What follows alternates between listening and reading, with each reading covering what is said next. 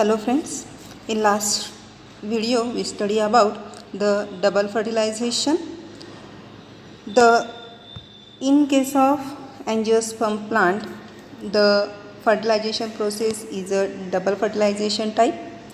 It carries either a pollen tube enters the ovules through the micropyle end.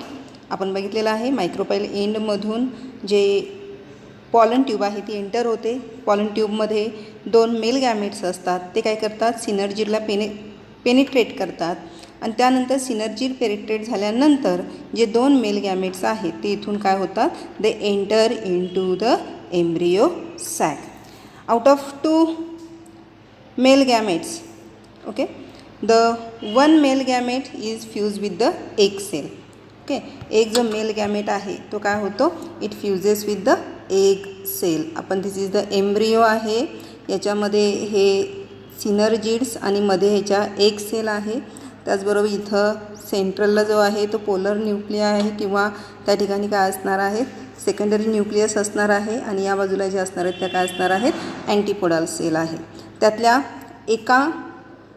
एक जो mail आहे, 2 मेलपैकी जो एक मेल आहे, okay, 1 male gamete fuse with the egg cell. इथं जी एक सेल असणार आहे त्याच्याबरोबर जो मेल गॅमेट फ्यूज होणार आहे त्या प्रोसेसला काय म्हटलं जातं, सिनगॅमी असं म्हटलं जातं. ओके, त्यानंतर या फ्युजनमुळे त्या ठिकाणी काय तयार होणार आहे, डिप्लॉइड झायगोट तयार होणार आहे. लक्षात घ्या, ज्यावेळेस एक मेल गॅमेट एक बरोबर फ्यूज होतो त्यावेळेस त्या ठिकाणी काय तयार होतो, डिप्लॉइड झायगोट तयार होतो. आणि हा जो झायगोट आहे त्याची डेव्हलपमेंट कशामध्ये होते, एम्ब्रियोमध्ये होते. लक्षात येते बघा, एकचं कन्व्हर्जन कशामध्ये झालं, डिप्लॉइड झायगोट. कधी झालं, जेव्हा 1 मेल गॅमेट जो आहे तो फ्यूज झाला आणि नंतर हा डिप्लॉइड झायगोट जो आहे तोच नंतर कशामध्ये डेव्हलप होतो, it develops into the embryo. लक्षात येते. तर बघा काय आहे, तर पहिल्यांदा एक सेल आहे.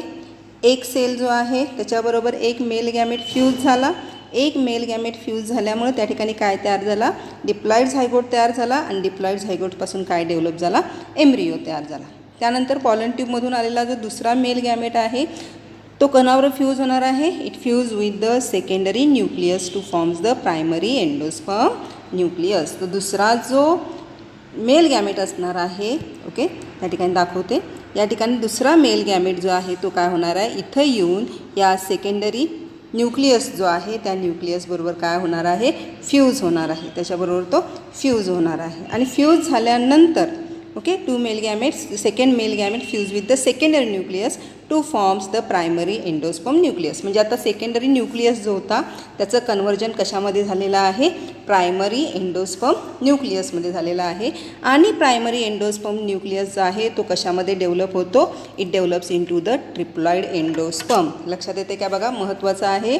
बघा, एक मेल गॅमेट जो आहे तो कुणावर फ्यूज होतो, एक सेलबरोबर फ्यूज होतो आणि काय तयार होतं, डिप्लॉइड झायगोट तयार होतो. डिप्लॉइड झायगोट तयार झालं, तो डिप्लॉइड झायगोटचं कन्व्हर्जन कशामध्ये होतं, डेव्हलप्स इनटू द एम्ब्रियो. येते. त्यानंतर सेकंड मेल गॅमेट जो आहे तो कुणाबरोबर फ्यूज होतो, it fuse with the secondary nucleus आणि काय तयार करतो, प्रायमरी एंडोस्पर्म न्यूक्लियस तयार करतो. बरोबर.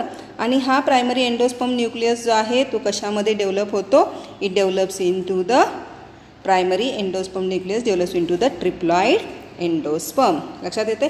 आणि ह्या फ्युजनला काय म्हटलं जातं, ट्रिपल फ्युजन असं म्हटलं जातं. तुम्हाला मे बी बऱ्याच वेळेला विचारलं जाऊ शकतं, the secondary nucleus is fuse with the second mail gamete and the formation of primary endosperm nucleus is called as a triple fusion. का ट्रिपल फ्युजन म्हटलं जातं, कारण तिथं काय आहेत, तर ह्याच्यामध्ये जो आहे ह्याच्यामध्ये 2 न्यूक्लियस असतात आणि ह्याच्यामध्ये एक न्यूक्लियस असतो.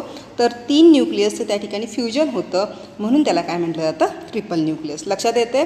बघा, या ठिकाणी एकपासून काय तयार झाला, एम्ब्रियो तयार झाला आणि सेकंडरी न्यूक्लियस आणि एक मेल गॅमेट यांच्या फ्युजनमुळे काय तयार झालं, प्रायमरी एंडोस्पर्म न्यूक्लियस तयार झाला.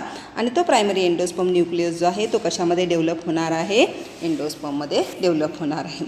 आता यापुढे आपण बघणार आहोत एंडोस्पर्मची डेव्हलपमेंट कशी होते. Okay, development of endosperm. आता तुमच्या लक्षात आलेलं आहे एंडोस्पर्म कुठं असणार आहे. पुन्हा एकदा या ठिकाणी एम्ब्रियो सॅक दाखवते. एम्ब्रियो सॅकमध्ये या ठिकाणी हा एम्ब्रियो आहे आणि या ठिकाणी काय असणार आहे, तर ट्रिपल एंडोस्पर्म न्यूक्लियस असणार आहे आणि या ठिकाणी काय असणार आहे तर अँटीपोडल सेल्स असणार आहे. या बाजूला 3 अँटीपोडल सेल्स असणार आहेत. तर या सेंटरचा जो पार्ट आहे तो म्हणजे काय असणार आहे एंडोस्पर्म. आता याची डेव्हलपमेंट कशी होते. Okay, the triploid primary endosperm nucleus that is called as a PEN. Okay, त्याला शॉर्ट फॉर्म काय आहे पेन लक्षात ठेवायचं. Repeatedly divide mitotically to forms the endosperm. तो जो प्रायमरी एंडोस्पर्म न्यूक्लियस आहे तो कंटिन्युअसली कुठल्या डिव्हिजनमध्ये जातो मायटॉसिसमध्ये आणि मायटॉसिसमध्ये डिवाइड झाल्यामुळे त्या ठिकाणी काय तयार होतो एंडोस्पर्म. तर on the basis of cell division there are the 3 types of endosperm. Okay, that is the nuclear endosperm, cellular endosperm आणि halobial endosperm. म्हणजे त्याचं सेल डिव्हिजन कसं होतं. ओके, हा प्रायमरी एंडोस्पर्म न्यूक्लियस जो आहे हा जो आहे याचं सेल डिव्हिजन कसं होतं त्याच्या आधारावर 3 प्रकारचे एंडोस्पर्म्स आहेत. न्यूक्लियर एंडोस्पर्म, सेल्युलर एंडोस्पर्म आणि हेलोबियल एंडोस्पर्म. ओके, त्यातला आपण पहिला बघतोय nuclear endosperm. The primary endosperm nucleus repeatedly divide mitotically without wall formation to produce large number of free nuclei. बघा प्रायमरी एंडोस्पर्म न्यूक्लियस जो आहे तो repeatedly divide mitotically without wall formation to produce large number of free nuclear. आता इथं बघा काय म्हटलं आहे न्यूक्लियर एंडोस्पर्म. न्यूक्लियर म्हणजे काय या ठिकाणी फक्त न्यूक्लियस डिवाइड होत असतो. बघा कशा पद्धतीनं सपोज आता ही एक सेल आहे. ओके, या सेलच्या आतमध्ये काय आहे न्यूक्लियस आहे. ओके, आता या ठिकाणी सेल डिवाइड होत नाही तर याच्यामध्ये काय होतं तर सगळे न्यूक्लियस डिवाइड होतात. अशा पद्धतीनं त्या ठिकाणी काय होतात तर न्यूक्लियस जे आहे ते डिवाइड त्या सेलच्या एका सेलच्या आतमध्येच काय व्हायला लागतात तर सगळे न्यूक्लियस. आता इथे एक न्यूक्लियस आहे तिथं मी तुम्हाला 4-5 न्यूक्लियस एका सेलच्या आतमध्ये तुम्हाला दाखवलेले आहेत. बघा the primary endosperm nucleus repeatedly divide.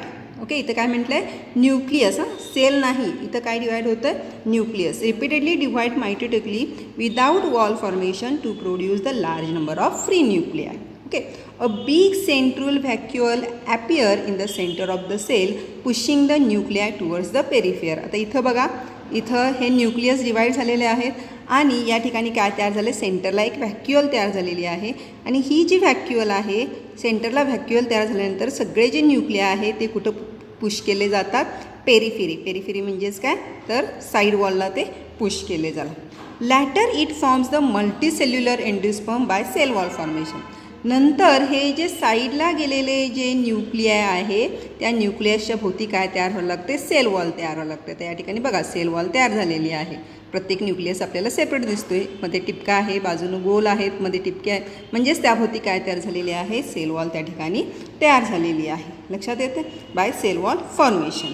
Okay, later in certain cases cell wall formation remains incomplete. काहींच्या बाबतीत जी आहे ती सेल वॉल फॉर्मेशन जी आहे ती इनकम्प्लीट असते. याचं बेस्ट एक्झाम्पल म्हणजे कोकोनट वॉटर. बरोबर, कोकोनट वॉटर जे आहे पाणी जे आहे हे पाणी it is nothing but the endosperm and it is called as a nuclear. कारण का न्यूक्लियस जे आहे ते सगळे कसे फ्रीली त्याच्यामध्ये मूव्ह होत असतात आणि फ्रीली सेल वॉल नसल्यामुळं ते सगळे न्यूक्लियस जे आहे ते फ्रीली मूव्ह होत असतात आणि त्यामुळं आपल्याला त्या ठिकाणी काय दिसतं वॉटर दिसतं. बरोबर, तर त्यालाच काय म्हटलं जातं न्यूक्लियर एंडोस्पर्म. तर आपल्याला कशामध्ये दिसणार आहे व्हीटमध्ये सनफ्लॉवरमध्ये आणि कोकोनटमध्ये आपल्याला न्यूक्लियर एंडोस्पर्म टाईप एंडोस्पर्म आपल्याला त्याच्यामध्ये दिसतो. Now second type of endosperm that is the cellular endosperm. Okay, आता हा जो सेल्युलर एंडोस्पर्म आहे हा कशा पद्धतीचा असणार आहे बघा. आता मगाशी तर न्यूक्लियर होता त्याच्यामध्ये काय झालं फक्त न्यूक्लियस डिवाइड होत होते. आता इथं काय होणार आहे कंप्लीट सेल जी आहे ती डिवाइड होणार आहे म्हणून याला काय म्हटलं आहे सेल्युलर एंडोस्पर्म. आता या ठिकाणी बघा जो एंडोस्पर्म आहे तो डिवाइड झालेला आहे. ओके, डिवाइड झालेला आहे आणि त्या ठिकाणी डिवाइड होत असताना त्याच्याभोवती काय तयार झालेली आहे सेल वॉल तयार झालेली आहे. बरोबर, सेल वॉल त्याच्याभोवती काय झालेली आहे तयार झालेली आहे. In some plant the division of triploid primary endosperm nucleus is immediately followed by the wall formation. बरोबर, जसा न्यूक्लियस डिवाइड होतो तसा लगेच त्याच्याभोवती काय तयार होते सेल वॉल तयार होते म्हणून त्याला काय म्हटलं आहे cellular endosperm. So that endosperm is a cellular right from the beginning. मग कशामध्ये आपल्याला दिसतो तर ब्लासममध्ये असेल पिट्युनिया असेल, ॲडोक्सा असेल, यांच्यामध्ये आपल्याला काय दिसतं, बघा ही पिट्युनियाची फ्लावर्स आहेत. ओके, तर अशीच प्रकारचे जे फ्लावर्स आहेत त्या प्लांटला काय म्हटलं जातं, पिट्युनिया असं म्हटलं जातं. तर या प्लांट्समध्ये जर आपण बघितलं तर त्यांच्यामध्ये कुठला असतो, सेल्युलर एंडोस्पर्म. लक्षात येते, सेल्युलर एंडोस्पर्म म्हणजे काय, तर ज्याच्यामध्ये सेल वॉल फॉर्मेशन होते. एंडोस्पर्ममध्ये न्यूक्लियस डिवाइड होऊन लगेच त्या ठिकाणी जर सेल वॉल फॉर्मेशन होत असेल तर त्या प्रोसेसला, त्या एंडोस्पर्मला काय म्हटलं जातं, सेल्युलर एंडोस्पर्म म्हटलं जातं. Next is the helobial endosperm. Okay, helobial म्हणजे काय, तर ज्याच्यामध्ये सेल्युलर आणि न्यूक्लियर दोन्ही प्रकारचे एंडोस्पर्म त्याच्यामध्ये असतील. बघा, it is the intermediate between the cellular and nuclear type. Okay, first division of primary endosperm nucleus is followed by the transverse wall which divides the cell uniquely. Okay, आता या ठिकाणी जर आपण बघितलं तर काही सेल्स जे आहेत त्या सेल्स जे आहेत ते काय व्हायला लागतात, तर सेल वॉल फॉर्मेशन त्याच्यामध्ये काय दिसतं, काही ठिकाणी काय दिसतं आपल्याला, न्यूक्लियस त्या ठिकाणी आपल्याला दिसतो. बरोबर, तर न्यूक्लियस पण दिसतो आपल्याला आणि त्याचबरोबर सेल वॉल फॉर्मेशनसुद्धा दिसते. तर अशा कंडिशनला काय म्हटलं जातं, हेलोबियल न्यूक्लियस असं, हेलोबियल एंडोस्पर्म असं म्हटलं जातं. The smaller cell called chalazal cell and larger cell is a micropyle cell. Okay, ह्या ठिकाणी जर सेल आहे त्या दोन डिवाइड होतात. एक जी आहे ती मायक्रोपाईल एंड साईडला आहे आणि जी स्मॉलर आहे ती आपल्याला काय दिसते, तर चालाझा एंडला दिसते.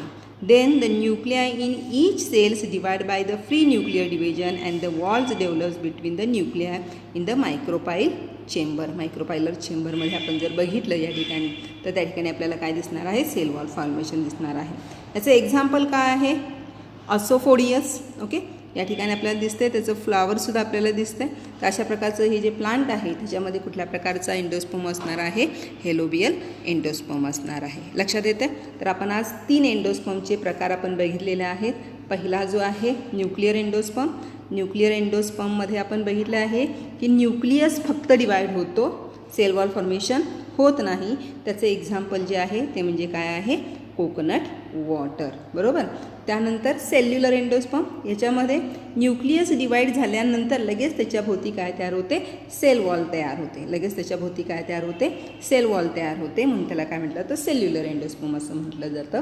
आणि हेलोबियल एंडोस्पर्म म्हणजे काय, तर त्या ठिकाणी सेल्युलर आणि न्यूक्लियर म्हणजे दोन्हीच्या मधला अशा प्रकारचा हा हेलोबियल एंडोस्पर्म असतो, ज्याच्यामध्ये सेल्युलर आणि न्यूक्लियर दोन्ही टाईपचे एंडोस्पर्म आपल्याला त्याच्यामध्ये दिसतात. म्हणून त्याला काय म्हटलं जातं, हेलोबियल एंडोस्पर्म असं म्हटलं जातं. This is about the endosperm of the angiosperm plant.